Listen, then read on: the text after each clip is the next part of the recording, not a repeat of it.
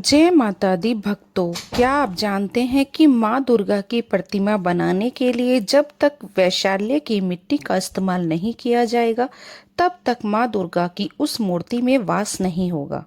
पश्चिम बंगाल में नवरात्रि के षष्ठी से लेकर विजयदशमी तक दुर्गा पूजा का त्योहार मनाया जाता है।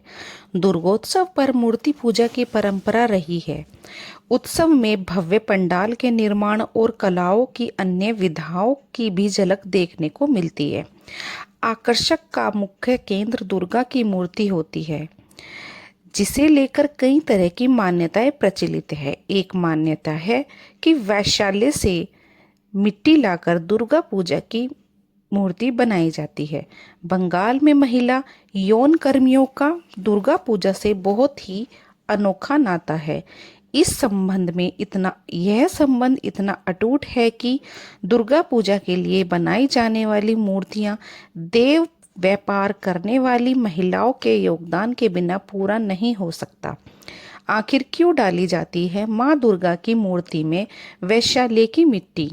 प्रेम से बोलिए जय माँ भगवती, ओम दुर्गाय नमः। हे माँ दुर्गा, मुझे अपने संरक्षण, साहस और शक्ति से आलोकित करें ताकि मैं हर भय और अज्ञान से मुक्त हो सकूं और आपकी कृपा प्राप्त कर सकूं।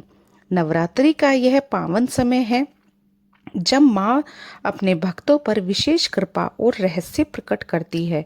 लेकिन क्या आपको पता है कि नवरात्रि में कई भक्त इस छिपे रहस्य को नहीं जानते और शायद बिना इसे जाने उनकी भक्ति अधूरी रह सकती है। कुछ लोग इसे समझ पाते हैं, कुछ लोग नहीं, लेकिन इसका महत्व इतना बड़ा है कि इससे आपकी श्रद्धा और जीवन दोनों पर असर पड़ सकता है। क्या आप तैयार हैं जानने के लिए वह गुण रहस्य जिसे जानना हर भक्त के लिए जरूरी माना जाता है? तो भक्तों, इस वीडियो को अंत तक जरूर देखें और जानें माँ दुर्गा की इस अद्भुत कथा का संदेश। बंगाल की गंगा तट पर बसा एक प्राचीन नगर था। संकरी गलियों से गुजरती हवा में कभी शंख की ध्वनि गूंजती, कभी आरती की घंटियां, हर ओर मंदिर की कतारें, तालाबों के किनारे पीपल और वट वृक्ष और चौपालों में बैठे ग्रामीणों की आवाजें नगर को जीवंत बनाती थी। इस नगर का हृदय था माँ दुर्गा की वार्षिक पूजा। जब शरद ऋतु आती, खेतों में धान लहरा था और आकाश में बादलों की पतली सी चादर बिछती, तब हर घर में उल्लास छा जाता। लोग कहते, अब माँ के आगमन का समय निकट है। नगर में एक प्रसिद्ध मूर्तिकार रहता था, विष्णुदास। उसका घर नदी के किनारे बांस और मिट्टी से बना था, जिसके आंगन में हमेशा गीली मिट्टी की सुगंध तैयार रहती थी। सुबह होते ही वह अपने औजार लेकर आंगन में बैठता और मिट्टी से आकार गढ़ना शुरू कर देता। बच्चे उसे घेर कर देखते रहते, क्योंकि उसकी उंगलियों से मिट्टी मानो बोल उठती थी। कोई कहता, देखो ये आंखें कितनी जीवंत लग रही हैं। कोई कहता, चेहरे पर ऐसा तेज जैसे माँ अभी बोल पड़ेगी। विष्णुदास के बारे में नगर में प्रसिद्ध था कि उसकी प्रतिमाएं केवल कला ही नहीं बल्कि भक्ति का सजीव रूप है। लोग मानते थे कि उसकी कारीगरी में श्रद्धा और साधना दोनों झलकती है। कई बार बुजुर्ग कहते, इसकी उंगलियां साधारण नहीं, स्वयं माँ के आशीर्वाद से चलती है। वह स्वयं भी मूर्ति को केवल कला नहीं मानता था, उसके लिए प्रतिमा बनाना उपासना था। जब वह मिट्टी गूंथता तो मंतौर करता, जब रंग भरता आंखें बंद करके माँ का ध्यान करता। उसकी पत्नी जानकी अक्सर कहती कि तुम्हारे हाथों से निकली हर प्रतिमा माँ का जीवंत रूप है। तुम लोग दूर दूर से आकर इसे पूजते हैं तभी लोग दूर दूर से आकर इसे पूजते हैं। उस वर्ष जब शारदीय नवरात्रि का समय निकट आया, नगर के बुजुर्ग और व्यापारी उसके घर आए। वे बोले, विष्णुदास, इस बार भी हमारी पूजा के लिए प्रतिमा तुम ही बनाओगे। नगर की आस्था तुम्हारे हाथों में है। विष्णुदास ने विनम्रता से सिर झुकाकर कहा, प्रतिमा बनाना मेरा सौभाग्य है। यह कार्य मेरे लिए केवल कला ही नहीं, माँ की सेवा है। नगरवासी संतुष्ट होकर लौट आए, पर विष्णुदास के मन में एक नया संकल्प जागा। इस बार मैं ऐसी प्रतिमा बनाऊंगा जिसमें केवल आकार ही नहीं बल्कि माँ की करुणा और शक्ति दोनों झलके।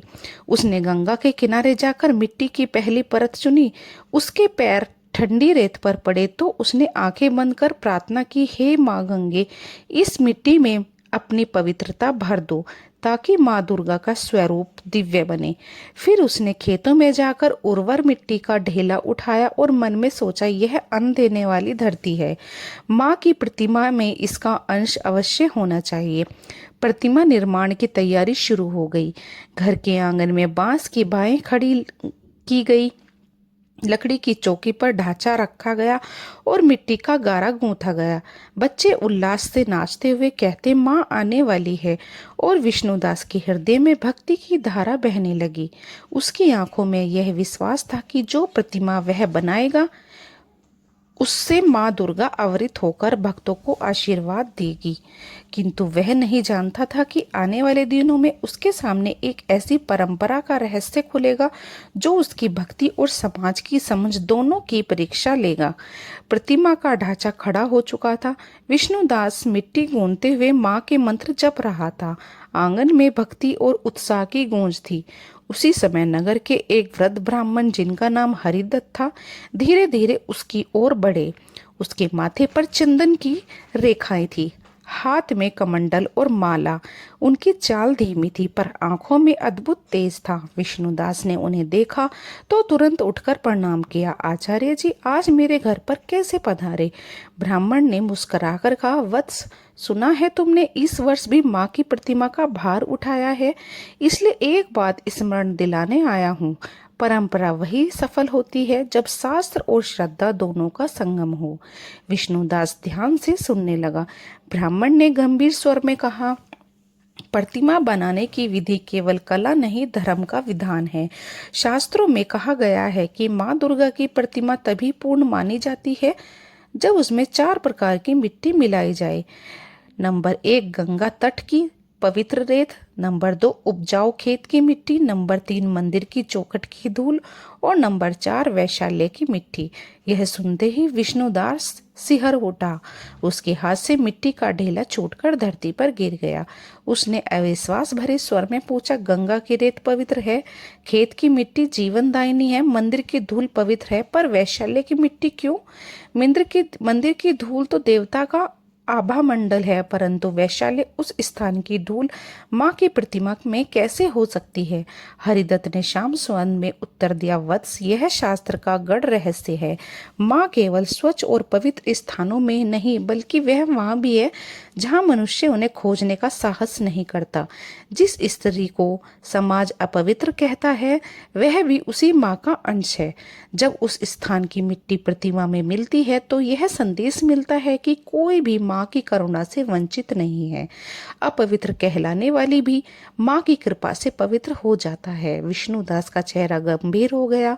वह सोच में डूब गया। उसके हृदय में धर्म और समाज की दोनों की आवाजें टकराने लगी। एक और आस्था कहती, यदि यह शास्त्र वचन है तो पालन करना ही होगा। दूसरी ओर मन का डर कहता, लोग क्या कहेंगे? नगर का मूर्तिकार वैशाल्य की धूल माँ की प्रतिमा में डाल रहा है। ब्राह्मण ने उसकी उलझन समझ ली। उन्होंने उसके कंधे पर हाथ रखकर कहा, सच्ची भक्ति वही है जिसमें भेदभाव ना रहे। माँ केवल राजमहलों या मंदिर में नहीं, बल्कि हर स्त्री, हर जीव, हर स्थान में विद्यमान है। याद रखो, तुम्हारा कार्य केवल मिट्टी जोड़ना नहीं, बल्कि समाज को संदेश देना भी है। जब यह रहस्य प्रतिमा में समाहित होगा, तभी उसकी आत्मा पूर्ण होगी। इतना कहकर हरिदत्त धीरे धीरे वहां से चले गए। विष्णुदास स्तंभ खड़ा रह गया। उसके सामने ढेर सारी मिट्टी थी, पर उसे लग रहा था कि मानो प्रतिमा का निर्माण बीच राह में रुक गया हो। उसने आकाश की ओर देखा और मन में प्रश्न उठाया, क्या सचमुच माँ का स्वरूप अधूरा है? यदि उसमें उस स्थान की धूल ना मिले, क्या माँ उन स्त्रियों में भी विराजमान है जिन्हें समाज में तिरस्कार दिया गया? उसकी आंखों में गहरी चिंता और हृदय में भय उमड़ आया। यह शंका उसके जीवन की सबसे कठिन परीक्षा बनने वाली थी। हरिदत्त ब्राह्मण के शब्द कानों में गूंजते ही विष्णुदास का मन विचलित हो गया। दिन ढलने लग गया, आकाश पर गोधूली का लालिमा छा गई, परंतु उसके भीतर अंधकार गहराता जा रहा था। वह प्रतिमा के अधूरे ढांचे के सामने बैठा मिट्टी को ताकता रहा, मानो उस ढेर में माँ की आंखें उसे देख रही हो। वह खुद से बुदबुदाया, गंगा की रेत मैंने लाकर रख दी है, खेत की उपजाऊ मिट्टी मेरे पास है, मंदिर की चौखट की धूल तो कल ही लाई थी, पर यह चौथी वैशाल्य की मिट्टी, इसे लाने का विचार ही मेरे शरीर में कपकपी भर देता है। यह माँ उस स्थान को भी स्वीकार करती है जिसके उसके हृदय में आस्था और समाज का संघर्ष चल रहा था। एक और उसे शास्त्र की बात सत्य लगी, यदि आचार्य ने कहा है तो कोई गढ़ रहस्य अवश्य होगा। दूसरी ओर उसका मन कहता, समाज मुझे तिरस्कार की दृष्टि से देखेगा, लोग कहेंगे यह मूर्तिकार पवित्र माँ की प्रतिमा में अपवित्रता का अंश मिला रहा है। उसकी पत्नी जानकी उसके पास आई, उसने देखा कि विष्णुदास का चेहरा गहरी चिंता से घिरा है। उसने पूछा, क्या बात है, तुम मिट्टी को घूर क्यों रहे हो? विष्णुदास ने कुछ क्षण मौन रहकर कहा, जानकी, आचार्य जी ने कहा है कि प्रतिमा तभी पूर्ण होगी जब वैशाल्य की मिट्टी भी उसमें डाली जाए। मैं समझ नहीं पा रहा कि यह कैसे संभव है। जानकी चौंक गई। वैशाल्य वह स्थान जहाँ लोग जाने से भी कतराते हैं, वहाँ की धूल माँ की प्रतिमा में कैसे मिल सकती है? विष्णुदास ने सिर झुका लिया। यही तो मेरा संशय है। एक और शास्त्र का आदेश और दूसरी ओर समाज का भय। जानकी ने शांत स्वर में कहा, यदि शास्त्र का विधान है तो अवश्य ही उसका कोई गहरा अर्थ होगा। माँ दुर्गा केवल मंदिरों में नहीं बल्कि हर जीव में है, परंतु मैं जानती हूँ यह निर्णय आसान नहीं होगा। लोग आलोचना करेंगे, तिरस्कार करेंगे। विष्णुदास ने आभार भरी हाँ यही डर मुझे खा रहा है। यदि मैं मिट्टी लाता हूँ तो लोग मुझ पर उंगलियां उठाएंगे, यदि नहीं लाता तो प्रतिमा अधूरी रह जाएगी, मेरी शक्ति अपूर्ण होगी। रात का अंधेरा फैल चुका था, दूर मंदिरों से आरती की ध्वनि आ रही थी, परंतु विष्णुदास के मन में शांति नहीं थी। उसने दीपक जलाया और प्रतिमा के सामने बैठकर माँ से प्रार्थना करी, हे माँ, मुझे मार्ग दिखाओ, मैं तुम्हारा सेवक हूँ, मेरा उद्देश्य केवल तुम्हारा रूप गणना है। यदि वैशाल्य की मिट्टी सचमुच आवश्यक है तो मुझे साहस दो, यदि यह भ्रम है तो मुझे सत्य का बोध कराओ। उसकी आंखों में आंसू बह निकले। वह थककर प्रतिमा के पास ही लेट गया, परंतु नींद आने के बजाय उसके भीतर विचारों का तूफान चलता रहा। उसे बार बार वृद्ध ब्राह्मण की बातें याद आती रही। माँ केवल पवित्र स्थानों में नहीं, अपवित्र कहलाने वाले स्थानों में भी है। उसे लगा मानो मिट्टी की थरिया भी उससे प्रश्न पूछ रही हो, क्या तू सचमुच माँ का स्वरूप गढ़ना चाहता है या केवल लोगों की आंखों के लिए एक आकार बनाना चाहता है? उसका मन कहता, यदि मैं वैशाल्य जाऊंगा तो मेरी प्रतिष्ठा नष्ट हो जाएगी। उसकी आत्मा उत्तर देती, प्रतिष्ठा का क्या मूल्य है यदि माँ का स्वरूप ही अधूरा रह जाएगा? यह संघर्ष पूरी रात चलता रहा। दीपक की लौ डगमगाती रही और प्रतिमा के अधूरे चेहरे पर पड़ती छाया मानो उसे तोड़ती रही। वह सोचता रहा कि क्या माँ मुझे स्वयं परख रही है? क्या यह मेरी भक्ति की परीक्षा है? रात गहराते गिराते उसके भीतर का तूफान और तेज हो गया। वह जानता था कि अगला कदम उसकी भक्ति और जीवन की दिशा तय करेगा। अगली सुबह विष्णुदास ने अपने मन का भय दूर करने का निश्चय किया। उसने घर के लोगों से कहा, आज मैं मिट्टी लेने नगर के उस हिस्से में जाऊंगा जहां जाने से लोग कतराते हैं। उसकी पत्नी ने घबराकर पूछा, क्या तुम्हें वहां जाना आवश्यक है?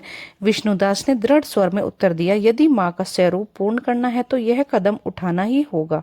हाथ में पूजा की थाली और फूल लेकर वह वैशाल्य की ओर बढ़ चला। मार्ग में लोगों ने उसे देखा तो कानाफूसी करने लगे, पर उसने किसी की परवाह नहीं की।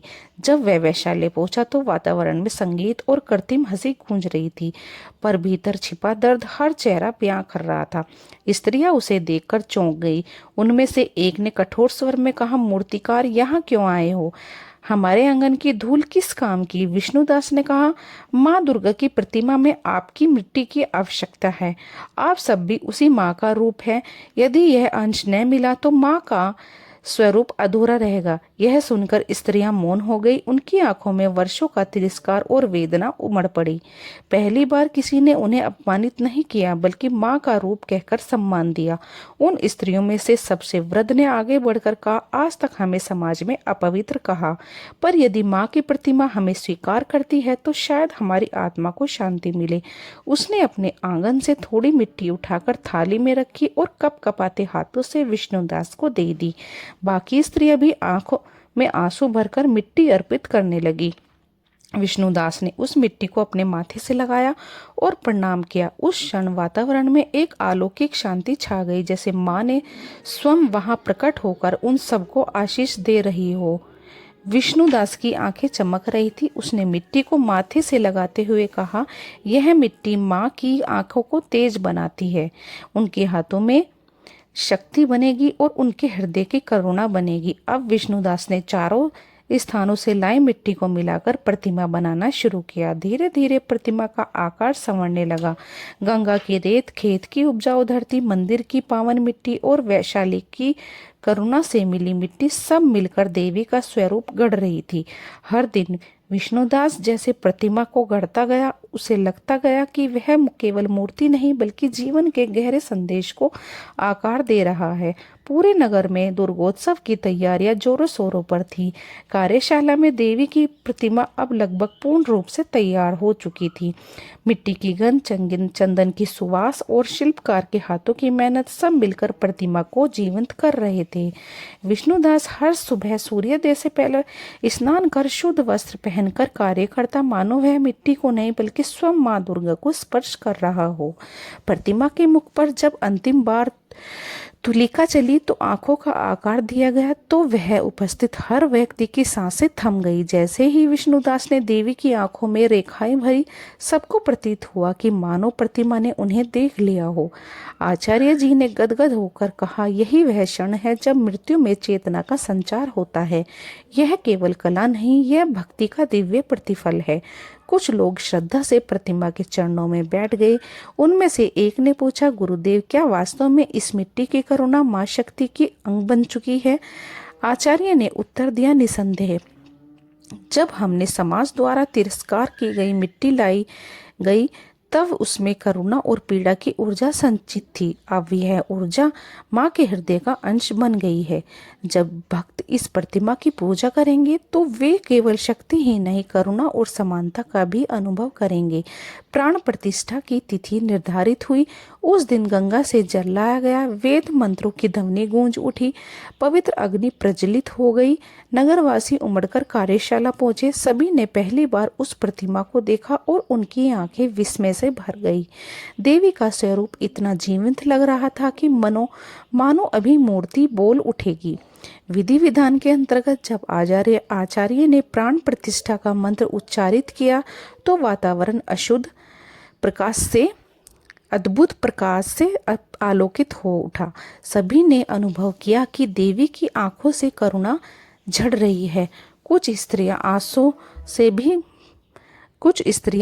से भी गई। कुछ पुरुष विनम्र होकर नतमस्तक हो गए। तभी आचार्य ने सभा को संबोधित करते हुए कहा, नगरवासियों, आज जो प्रतिमा आपके सामने है उसमें केवल मिट्टी नहीं, समाज का हर पक्ष समाहित है। यह प्रतिमा हमें सिखाती है कि हम किसी को भी नीचा नहीं समझ सकते। हर स्त्री, चाहे वह मंदिर की पुजारिन हो या वैश्य में तिरस्कार, माँ का ही रूप है। यदि हम किसी का तिरस्कार करेंगे तो हम स्वयं माँ का अपमान करेंगे। उनके शब्द हृदयों को भेद गए। लोगों ने पहली बार सोचा कि जिन स्त्रियों को वे अपवित्र समझते थे वे वास्तव में कितनी पवित्र हैं। प्रतिमा के समान सब ने प्राण किए। अब वे किसी स्त्री को केवल उसकी परिस्थितियों से नहीं बल्कि देवी के अंश के रूप में देखेंगे। उस दिन संख्या विशेष थी। दीपों की लोक, शंख की ध्वनि और धूल की ताप में ऐसा लग रहा था कि मानो माँ स्वयं प्रतिमा से निकलकर भक्तों के बीच आ गई हो। मिट्टी का हर कण अब जीवंत था, करुणा से भरा हुआ था। पूजा की समाप्ति पर विष्णुदास ने अपने भक्तों को संबोधित किया, भाइयों और बहनों, माँ केवल मंदिर की दीवारों तक सीमित नहीं है। वे नदी की धारा, खेत की मिट्टी, समाज के हर वर्ग में और उन स्त्रियों में भी है जिन्हें हम तिरस्कार की दृष्टि से देखते हैं। जब हम उनकी मिट्टी को प्रतिमा में मिलाते हैं तो यह संदेश मिलता है कि माँ किसी को भी अपने आशीष से वंचित नहीं करती। अपवित्र कहलाने वाली धूल भी माँ के स्पर्श से पवित्र बन जाती है। यही सच्चा धर्म है कि भेदभाव मिटाकर हर जीव को माँ का अंश मानना। भक्तों, आइए अब हम जानेंगे कि वैशाल्य की मिट्टी से क्यों बनाई जाती है प्रतिमा। बंगाल में महिला यौन कर्मियों का दुर्गा पूजा से बहुत अनोखा नाता है। संबंध इतना अटूट है कि दुर्गा पूजा के लिए बनाई जाने वाली मूर्तियां देह व्यापार करने वाली महिलाओं के योगदान के बिना नहीं हो सकती। यह प्रचलित मान्यता है। देवी की मूर्ति के निर्माण में पवित्र नदी की मिट्टी, विशेष वनस्पति, गोबर की, धान के छिलके, जूट के ढांचे, लकड़ी, गोमूत्र, सिंदूर और जल के साथ निषेधी पाली का रज मिलाया जाता है। अब सवाल उठता है कि निषिद्ध पाली का रज क्या होता है। निषिद्ध यानी वर्जित को बंगाली उच्चारण में निषिद्धो कहा जाता है। पाली मतलब होता है क्षेत्र। जैसे कबड्डी के खेल में पाला बांटा जाता है, विरोधी टीम के पाले में पकड़े जाने पर पॉइंट कम हो जाता है, इसी पाले या पाले की पाली भी कहा जाता है। तो निषिद्ध पाली का मतलब हुआ वर्जित क्षेत्र। रज का अर्थ होता है धूल या मिट्टी। इस तरह निषिद्ध पाली का रज का अर्थ हुआ वर्जित क्षेत्र की मिट्टी। इस मामले में वर्जित क्षेत्र का संबंध उन इलाकों से है जहां वैश्यावृत्ति होती है। तो मान्यता यह है कि दुर्गा की मूर्ति को बनाने में वैशाल्य के बाहर पड़ी मिट्टी का इस्तेमाल जरूरी होता है। ऐसा नहीं करने से मूर्ति अधूरी मानी जाती है। इसलिए दुर्गा पूजा से पहले पश्चिम बंगाल में स्थित एशिया के सबसे बड़े वैशाल्य सोनागा से मूर्ति के लिए मिट्टी ले जाई जाती है। आखिर क्यों है ऐसी मान्यता, इसे लेकर कई तरह की कहानियां प्रचलित हैं। हालांकि सामान्य रूप से यही माना जाता है कि जब भी कोई व्यक्ति किसी वैशाल्य के भीतर जाता है तो वह अपनी सारी पवित्रता वैशाल्य के बाहर छोड़ देता है। ऐसे में वहां की मृत्यु पवित्र होती है।